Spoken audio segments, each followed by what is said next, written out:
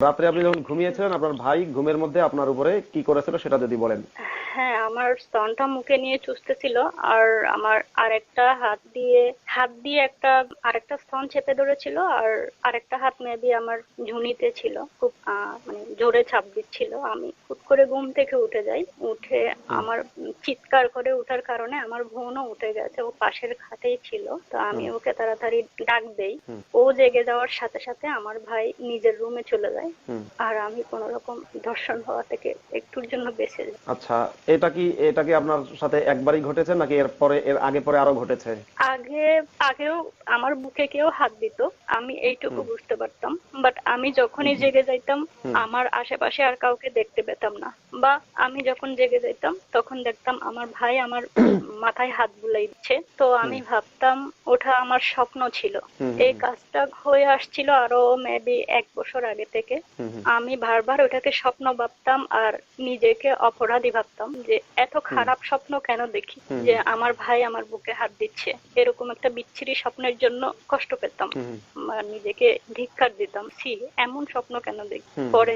পরে যেদিন মানে ধর্ষণের মুখোমুখি হয়েছি, ওই দিন বুঝলাম এতদিন আমি স্বপ্ন দেখিনি, ওঠেও রিয়েল ছিল। আর আচ্ছা, পরের দিন একটা সকালে কমেন্ট। আমি ঘুম থেকে। হ্যাঁ, হ্যাঁ, একটা কমেন্ট এসছে, জিজ্ঞাসা করছে এক ভাই যে এটা কি আপনার আপন ভাই কিনা, আপনি কনফার্ম করুন তো যে এটা কি আপনার আপন মায়ের পেটের ভাই ছিল কিনা। আমি আগেও বলেছি এটা আমার হুম। আপন মায়ের পেটের ভাই। পরের পর আচ্ছা বা সৎ ভাই হওয়ার কোনো কারণ নেই, আমার একটাই মা একটাই বাবা। ছোট আচ্ছা। ও হ্যাঁ আমার আপন মায়ের পেটের ভাই। হ্যাঁ। হ্যাঁ হ্যাঁ, তারপরে বলুন, আপনি যে এই যে রাত্রেবেলা যখন সেক্সুয়াল হ্যারাসমেন্ট বা ধর্ষণের মুখোমুখি হচ্ছিলেন, এরপরে আপনি চিৎকার করার কারণে সে পালিয়ে গেল, এটা কি আপনি আপনার পরিবারকে বলেছেন কিনা এবং বলার পরে পরিবারের রিয়াকশন কি ছিল? পরের দিন আমি বাসা থেকে চলে এসেছিলাম আমার এক ফ্রেন্ডের আত্মীয়ের বাসায়। আমার ফ্রেন্ডকে সকালে হুম বললাম খুলে যে দোস্ত আমার এরকম প্রবলেম, আমাকে হুম একটা থাকার ব্যবস্থা করে দে। হুম ও তো স্বাভাবিক, এমন একটা কথা শুনলে যে কেউ ব্যবস্থা করে দেবে, ও হুম দিয়েছিল। হুম। আচ্ছা, তো আপনি কি আমি এই পরে ঘটনা, হ্যাঁ আপনি কি এটা আপনার ফ্যামিলিকে বাবা মাকে জানিয়েছি, হুম হুম, তারপরে? সবাইকে জানিয়েছি পরের হুম দিনই। হুম প্রথমে কেউ বিশ্বাস করেনি, হুম ভেবেছে আমি ঘর থেকে চলে যাওয়ার জন্য, আমার আমার যেহেতু উগ্র মন মানসিকতা, আমি ঘর থেকে চলে যাওয়ার জন্য এমনটা করেছি। পরে না, আপনি ভাইয়ের সাথে আপনি কথা নিজেকে বলেছে। আপনি নিজেকে উগ্র বলছেন, উগ্র আসলে আপনি বলতে আপনি ধর্মে বিশ্বাস করেন না বলে না করার কারণে তারা আপনাকে উগ্র বলেছে, কিন্তু আপনি তো উগ্র তারা নন। আমাকে উগ্র বলছে। না, হ্যাঁ হ্যাঁ। উগ্র মিন্স আমি ওদের কথা শুনি না, তাই আমি উগ্র, হুম হুম যেটা হুম। ওরা আমাকে আচ্ছা। সব। হুম হুম, ওকে। হ্যাঁ, আপনি তাহলে আপনার বাকি অংশ বলুন, তারপরে কি হলো। পরে সবাই আমাকেই দোষ দিল, মানে আমার পোশাক ঠিক নেই, হুম হুম আমি ধর্ম হুম মানি না। মানে আমার পক্ষেই এমনটা করা সম্ভব, যেহেতু আমি ধর্ম মানি না। হুম আমার ভাইয়ের পক্ষে এমনটা করা হুম সম্ভব না, যেহেতু সে ধর্ম মানে, ধার্মিক নামাজ কালাম পড়ে। হুম সব হুম হুম। দোষটা আমার উপরই এসে গেল। আচ্ছা, তারপরে আপনার আর ভাই কি ওই ঘটনার জন্য আপনার কাছে মানে পরবর্তীতে আমাদের ক্ষমা চেয়েছিল কখনো? হ্যাঁ বলুন। আমাদের সবারই একটা বুক সেলফ ছিল, আলাদা করে আমরা হুম সবাই বই পড়তাম, এখনো পড়ি। হুম তো মানে হুম আমাদের বুক কালেকশনটা ছিল এমন, যে কালেক্ট করবে সে তার নাম হুম ডেট লিখে রাখবে বইয়ে। সো হুম দেখেই বোঝা যায় এটা কার কালেকশন। হুম তো আমার কালেকশনে তসলিমা নাসরিনের বই ছিল, আর একটা বই হুম ছিল বিশ্বের কামসূত্র। হুম পরদিন আমি চলে আসার কারণে, মানে আমার ডায়েরিতে হুম আমি কিছু লিখেছি কিনা, বা আমার বইগুলো, বা বিশেষ হুম করে আমার ডায়েরি খুঁজছিল, তো ওখানে কামসূত্রটা দেখতে পেল আমার হুম ভাই, বড় ভাই। সে হুম সবাইকে দেখিয়ে বলল হুম যে ও এসব আজে বাজে বই পড়ে, ওই নষ্ট হয়েছে, হুম ওই করেছে যা হুম করেছে, ভাই করে। আলটিমেটলি হুম দোষটা আমার উপরই এসে গেল। সবাই তাই ভেবে, শুধু আমার হুম সে বোনটা আমাকে এখনো বিলিভ করে যে সেদিন রাতে আমার সাথে হুম সাক্ষী ছিল, ও ছাড়া বাকি কেউ আমাকে বিশ্বাস হুম। করেনি। তো আপনার বোন কি আপনার বাবা মাকে বলে নাই যে এই ঘটনা, জেসিকা যেটা বলছে এটা সত্য, এটা কি আপনার বোন বলেনি, বা বললেও কি বিশ্বাস করে বলেছে, না তারা? বলেছে হুম তাদের কাছে তাদের ছেলে যা হুম। বলেছে সেটাই ও, অত্যন্ত দুঃখজনক ঘটনা, অত্যন্ত দুঃখজনক। যে এবং আমরা জানি, আমি প্রিয় দর্শকদের বলবো যে ইসলাম একজন মুসলিম নারীর প্রতি কি দৃষ্টিভঙ্গি পোষণ করে, সেটা যদি আপনারা জানতে চান তাহলে আপনার আপনারা কোরআনের সূরা বাকারার 282 নম্বর আয়াত, কোরআনের সূরা নিসায়ের 34 নম্বর আয়াত, সহিহ আল বুখারীর হাদিসগুলো পড়বেন। বিশেষ করে বুখারীর 524 নম্বর হাদিস, বুখারীর 486 নম্বর হাদিস, আবু দাউদের 5119 নম্বর হাদিস, তারপরে আপনার বুখারীর 369 নম্বর হাদিস, তাবারির পৃষ্ঠা নাম্বার বুক নাম্বার 2 পৃষ্ঠা নাম্বার 222 পড়বেন, ভলিউম নাম্বার 1। এরকম আরো বহু হাদিস কোরআন আছে যেখানে মুসলিম নারীদেরকে সাথে কি আচরণ করতে বলা হয়েছে। যেমন পেটাতে বলা হয়েছে, মুসলিম নারীদের মর্যাদা পুরুষদের চেয়ে অনেক কম, সেটা বলা হয়েছে কোরআনে। আর অমুসলিম নারী, মানে নাস্তিক হোক কিংবা অমুসলিম হোক, তার তো কোনো মর্যাদাই নেই, তাকে ধর্ষণ করা যাবে ইসলাম ধর্মে। খুবই দুঃখের বিষয়। এরপরও মেয়েরা যদি এই ধর্ম মানে তাহলে আমার কি বলার আছে। মেয়েরা যদি, নারীরা যদি ধর্ম মানে, সেটা দুঃখ, তার চেয়ে দুঃখ কিছু নেই। এবং যখন কেউ ধর্মহীন হয় তার সাথে কি আচরণ করে পরিবার, সেটাও আমরা জানলাম এই আমাদের বোন জেসিকার কাছ থেকে। জেসিকা শুনতে পাচ্ছেন আমাকে? হ্যাঁ, আমি শুনতে পাচ্ছি। আচ্ছা, তা আপনার জীবনের বাকি স্টোরিগুলো বলুন, দর্শকরা সবাই আছেন, বন্ধুরা জানতে চান। তারপরে আপনি কিভাবে মানে কিভাবে সংগ্রাম করলেন এবং আপনার সাথে কি কি আচরণ করা হয়েছে, এবং এর আগে পরেও আপনাকে এইভাবে সেক্সুয়ালি অন্য কেউ হ্যারাস করেছে কিনা, সেগুলো একটু জানতে চাই। মানে আপনি কিভাবে জীবন সংগ্রাম করে চলছেন এই ঘটনার পরে। এর আগেও আমি একবার সেক্সুয়ালি হ্যারাসমেন্টের মুখোমুখি হয়েছি, বাট ওটা আমার কাছে তেমন কিছুই না। আচ্ছা, হ্যালো, সেটা কে করেছিল? সেই ঘটনাটা যদি আপনার আপত্তি না থাকে তাহলে আমরা জানতে চাই। আমি সেটাও কথাটা জানতে চাই। ক্লিয়ার শুনতে পাচ্ছি। বলছি যে এর আগে পরে যে আপনি হ্যারাস হয়েছিলেন বলেছেন, সেটাও আমরা জানতে চাই, এখন শোনা যাচ্ছে? যদি আপনার আপত্তি না থাকে। তখন আমার নেট। হ্যাঁ হ্যাঁ, শোনা যাচ্ছে। হ্যাঁ, এখন খুব চমৎকার শোনা যাচ্ছে। হ্যাঁ, আপনি শুনতে পাচ্ছেন? এবার আপনার বাকি ঘটনা জানতে চাই আমরা, মানে যতটুকু আপনার পক্ষে বলা সম্ভব ততটুকু জানতে চাই, বারবার আপনার লস। সংগ্রাম নিয়ে জানতে চাই।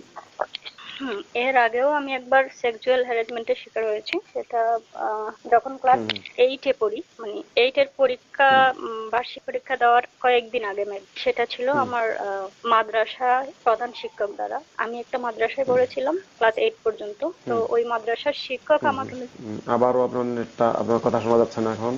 আচ্ছা, মালিক মাওলা কমেন্ট করেছেন, নিজের বোন নাস্তিক হলেও তাকে ভাই রেপ করতে পারবে, কোরআন বিচারকে ব্যাখ্যা করুন। হ্যাঁ আমার কথা কি এখন শোনা? হ্যাঁ হ্যাঁ, বলুন। আচ্ছা, হ্যাঁ, এখন আমি শোনা যায়, এখানে যারা শোনা আমাকে যাচ্ছে। শুনছেন তাদেরকে আমি রিকোয়েস্ট করছি, আমাকে এখন ফোন দিবেন না। এখন আমাকে ওনারা ফোন দেওয়ার কারণে আমার কানেকশনটা বারবার লস হয়ে যাচ্ছে। প্লিজ পরে ফোন দেন আপনারা। আচ্ছা, এটা কি মুমিনরা ফোন দিচ্ছে নাকি? বিরক্তিকর। হ্যাঁ হ্যাঁ, এখানে যারা। তার সাথে আপনি কি আচরণ করতে পারবেন সেটা অনুমান করুন। হ্যাঁ, জেসিকা আপনাকে আবার পাওয়া গেছে। আপনি ওই হুজুরেরটা যেটা বলছিলেন, আপনার মাদ্রাসার হুজুর আপনাকে ওটা যদি বলেন, ক্লাস 8-এ থাকা অবস্থায় হুজুর কি করেছিল মাদ্রাসার? হ্যাঁ, হুজুর বলেছিলেন যে একটু আমার টেবিলটা মুছে দেবে প্লিজ, পানি পড়ে গেছিল মেবি ওনার টেবিলে। এখন আমার মনে হচ্ছে পানিটা উনি ইচ্ছে করেই ফেলেছিলেন আমাকে ডাকার জন্য। আমাদের কোচিং ছিল 8টা থেকে, তো আমি একটু আর্লি গিয়েছিলাম, সব সময় যেতাম, একটু আর্লি চলে যেত। উনি আমাকে ডেকে, আমার একটা কাপড় ছিল ওইটা আমার হাতে দিয়ে, আমি যে টেবিলে হাত দিয়েছি মোছার জন্য, উনি পিছন থেকে এসে আমার স্তন দুটা চেপে ধরে আমাকে কিস করতে যাচ্ছিলেন। তো আমি চিৎকার দেওয়াতে, ওটা যেহেতু শিক্ষা প্রতিষ্ঠান, আমি ওভাবে চিৎকার করলে কেউ যদি শুনতে পায় তাহলে ওনার মান সম্মান থাকবে না। তো উনি তাড়াতাড়ি আমাকে ছেড়ে দিয়েছিলেন। পরে আর কখনো ওভাবে হ্যারাসমেন্ট করেনি। আমি কোচিং এ যাওয়া মেবি ছেড়ে দিয়েছিলাম। ওই হুজুরের ঘটনা কি আপনি তখন কাউকে বলেছিলেন যে হুজুর আপনাকে এইভাবে আপনার সাথে যে বাজে আচরণ করেছে বা যেটা করেছে? কাউকেই বলতে পারিনি, ওই কথাটা আমি কাউকেই বলতে পারিনি। প্রবলেম হচ্ছে, প্রথমটা ছিল গজবের ভয়, সে তো ছিলই, আর তখন যে এইজটা, ওই এইজে সবাই একটু লজ্জা পায়। তো আমি লজ্জা ভয় এই দুটার জন্য এই কথা আমি কাউকে বলিনি কখনো। আর ওই ঘটনাটা আমার কাছে খুবই দুঃখজনক ঘটনা। তেমন কিছুই না, দুঃখজনক হলেও এখন তেমন কিছুই না, যখন আমি আমার নিজের ভাইয়ের সেক্সুয়াল হ্যারাসমেন্ট। খুবই, আসলে বলার ভাষা নেই। এটা কি ভাষায় কিভাবে আপনার সেই ভাইকে আমি ধিক্কার জানাবো, এবং জানি না আপনার সেই ভাই আমার এই লাইভ দেখবে কিনা, আপনার সাথে আমার এই লাইভ দেখবে কিনা আমি জানি না। যদি দেখে তাহলে বলবো সেজন্য মানুষ হয়, সেজন্য ক্ষমা। ধার্মিকরা ভাবে যেটা আমি আমার ফ্যামিলি থেকে দেখেছি, আমরা নাস্তিক হয়েছি শুধু জনে জনে ফিজিক্যাল রিলেশন করার জন্য। এই একটা ভুল ধারণা ওদের মধ্যে চেপে বসে আছে। আমরা দেখুন, এই যে একজন মুমিন কিন্তু কমেন্ট করেছে যে সবসময় গালাগালি করে এবং তার মুখে বিরাট বড় দাড়ি আছে, বিরাট বড় দাড়ি দেখা যায়। সে লিখেছে, তুই মাদ্রাসায় পড়ে এত বড় ড্যাশ ড্যাশ ড্যাশ কিভাবে হলি। খুব বাজে একটা শব্দ ব্যবহার করেছে, কিভাবে হলি। মানে আপনি মাদ্রাসায় পড়েছেন, মাদ্রাসায় পড়ার সে এটা কিভাবে হইলেন সেটা তার প্রশ্ন। ওই মুমিনের দাড়ি আছে, বিশাল বড় দাড়ি। ওই মুমিনকে আমার প্রশ্ন করতে মন চায় যে মুমিন, তুই এত বড় দাড়ি রেখে তুই ধর্ষক হলি কিভাবে? তুইও তো ধর্ষণ করেছিস সেটাই অনেক মানুষকে। আচ্ছা, আপনার কাছে কি আপনার নিজস্ব যদি একটা সমীক্ষার কথা শুনি। হ্যাঁ, ওরা নিজেরা বড় বড় দাড়ি রেখে স্টুডেন্টদেরকে হুম, সেক্সুয়াল হ্যারাসমেন্ট করে, ধর্ষণও করে সুযোগ পেলে। সেটা হুম, দোষের নয়। আমি মাদ্রাসায় পড়ে সত্য প্রকাশ করছি, আর একটা মেয়ে সত্য কথা বলা মানে মেয়েটা ও যা বলেছে তাই। আমার বলতে প্রবলেম হুম। নেই। একটা মেয়ে যখন সত্য বলে, কথা বলে, তখন ওই মেয়েটা এই সমাজে বেশ্যা, মাগি। আমি বেশ্যা, আমি মাগি, তাতে আমার এতটুকু আফসোস নেই। বলতে পারে, ওরা বলুক, বাট সত্যটা হচ্ছে ওরা ধর্ষক। এটা ওদের কাছে বড় বিষয় না। ওরা তো চাই হলো মেয়েদেরকে ধর্ষণ করবে, মেয়েদেরকে ভোগ্যপণ্য হিসেবে ব্যবহার করবে। যেমন হাদিসের মধ্যে আছে, আদ-দুনিয়া মাতাউন ওয়া খায়রু মাতাইহাল মারআতুস সালিহাহ। ওদের যে নবী, সে বলেছে দুনিয়া হচ্ছে ভোগের জায়গা। এটাই বলছে সে, দুনিয়া ভোগের জায়গা, এবং দুনিয়ার মধ্যে সর্বোত্তম ভোগের জায়গা, ভোগের বস্তু হচ্ছে খায়রু মাতাইহা, সর্বোত্তম ভোগের বস্তু হচ্ছে নেককার রমণী। রমণী হচ্ছে তার কাছে ভোগের বস্তু। এবং তাদের নবী সূরা বাকারার 223 নম্বর আয়াতে বলছে যে তোমাদের স্ত্রীরা হচ্ছে তোমাদের শস্য ক্ষেত্র। তো সুতরাং তাদের মানসিকতা কদ্দূর ভালো হবে? তারা যদি সেই নবীর প্রতি বিশ্বাস রাখে, তাহলে তারা তো ওই ধরনের নোংরা চিন্তাই করবে।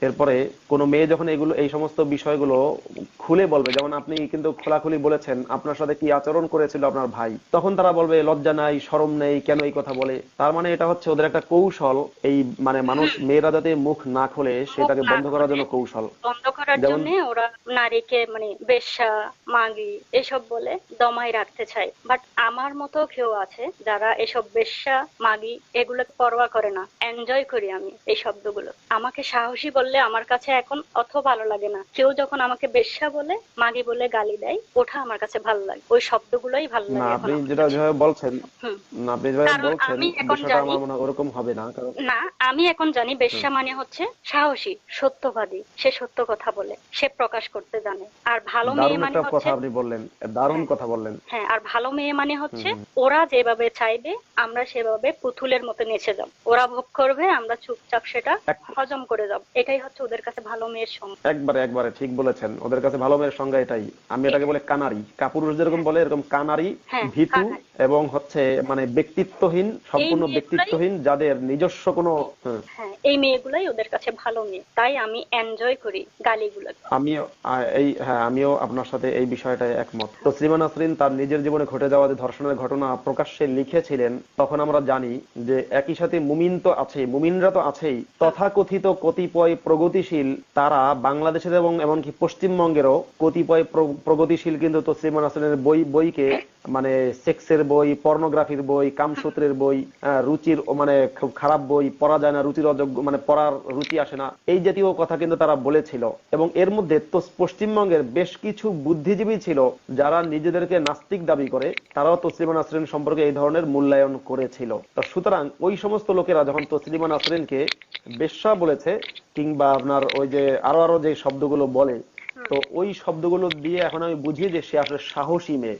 এবং আপনার এই কথাটা শুনে আমি খুব অনুপ্রাণিত হলাম যে হ্যাঁ, ওদের কাছে বেশ্যা হওয়াটাই ভালো, কারণ সে হচ্ছে সাহসী মেয়ে। জেগে ওঠা দরকার এখন সবার, চুপ থাকার সময় নেই। আর আপনি যে যেরকম জেগে জেগেছেন, উঠবে, আপনাকে অনেক অনেক স্যালুট জানাই।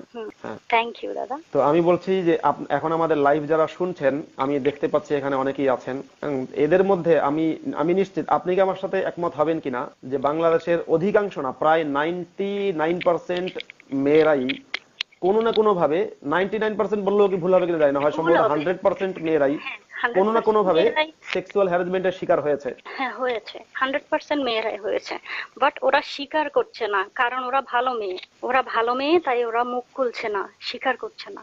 আমি আপনার মতো, আপনি যেরকম খারাপ মেয়ে, আমি চাই সমস্ত মেয়েরা এবং সমস্ত ছেলেরা সবাই আপনার মতো খারাপ যেন সবাই হয়, সবাই যেন যারা হয়। মুখ ফুটে বলতে পারবে যে আমাকে অমুকে ধর্ষণ করেছিল, অমুক দাড়িওয়ালা, অমুক টুপিওয়ালা, অমুক নামাজি, অমুক হাজি সাহেব, অমুক প্রগতিশীলতার ধ্বজাধারী, ছদ্মবেশী প্রগতিশীল, সে আমাকে রাতের অন্ধকারে এরকম মানে আমাকে সেক্সুয়ালি হ্যারাসমেন্ট করার চেষ্টা করেছিল বা ধর্ষণ করার চেষ্টা করেছিল। এইভাবে সত্য কথাগুলো বলবে জেসিকার জেসির মতো এরকম খারাপ মেয়ে আমি চাই প্রত্যেকটা মানুষ হোক। এবং এবং আজকে শুরু করলাম আমি মিটু লাইভের প্রথম পর্ব।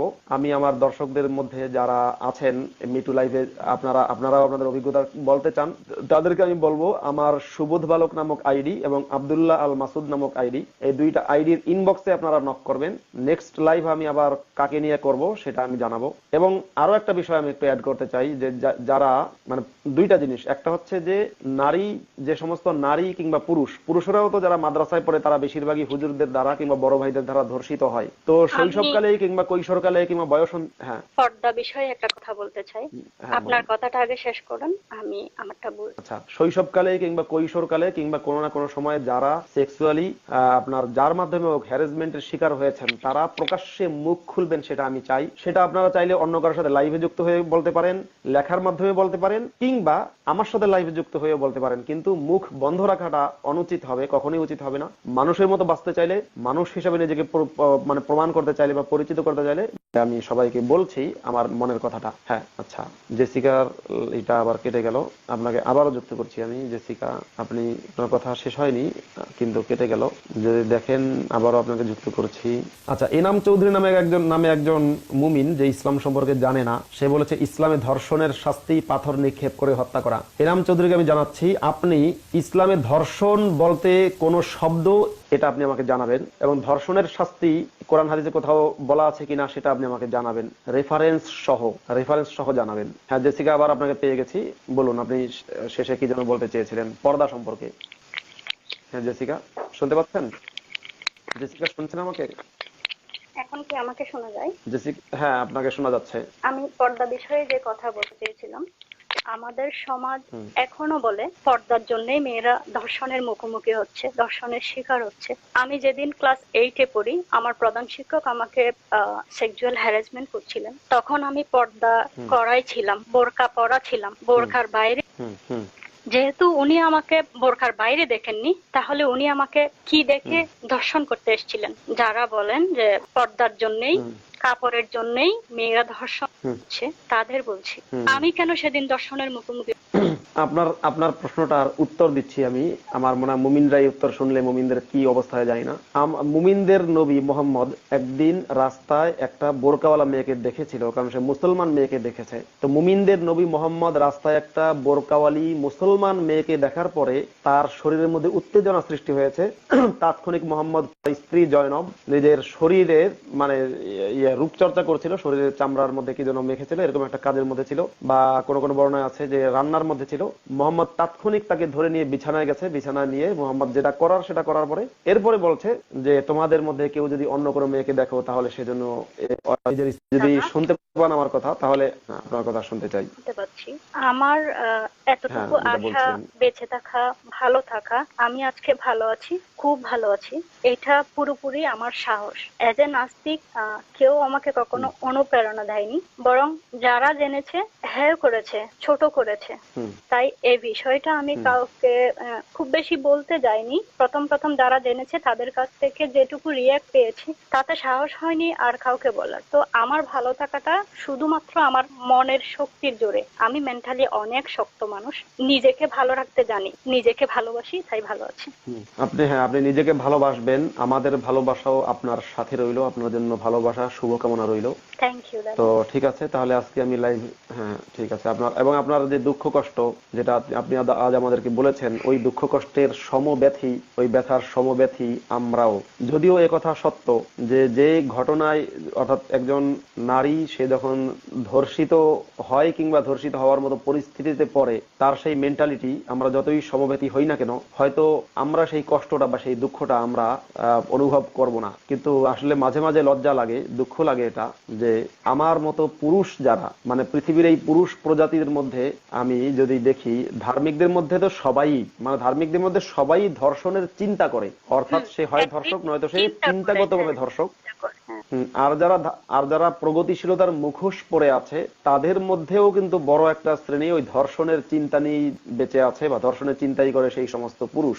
যেমন আমরা যদি বলতে পারি যে আমরা ওই যে প্রিয়তিকে ধর্ষণের চেষ্টা করেছিল রংধনু গ্রুপের যে চেয়ারম্যান, সেই ভদ্রলোক কিন্তু মানে এরা অবশ্য ধান্দাবাজ, এরা কখনো ধার্মিক কখনো প্রগতিশীল এরকম ভাব ধরে। কিংবা আমরা একজন বাংলাদেশের বিখ্যাত সব্যসাচী লেখকের কথাও জানি, যে প্রচন্ড প্রগতিশীল লেখক হওয়া সত্ত্বেও সে কিন্তু ধর্ষণের চিন্তাকারী একজন মানুষ ছিল।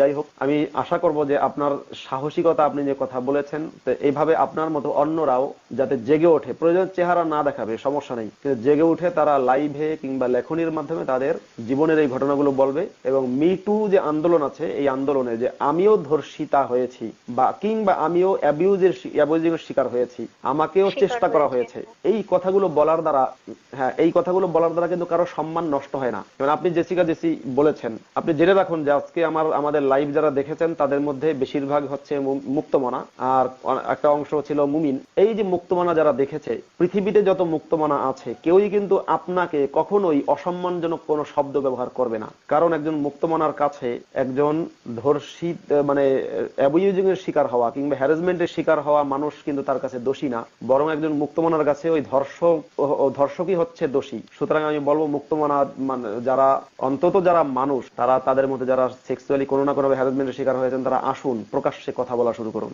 তো ঠিক আছে, আমি লাইভটা এখন শেষ করে দিচ্ছি। জেসিকা জেসি বোন, আপনার জন্য শুভকামনা, ভালোবাসা রইল।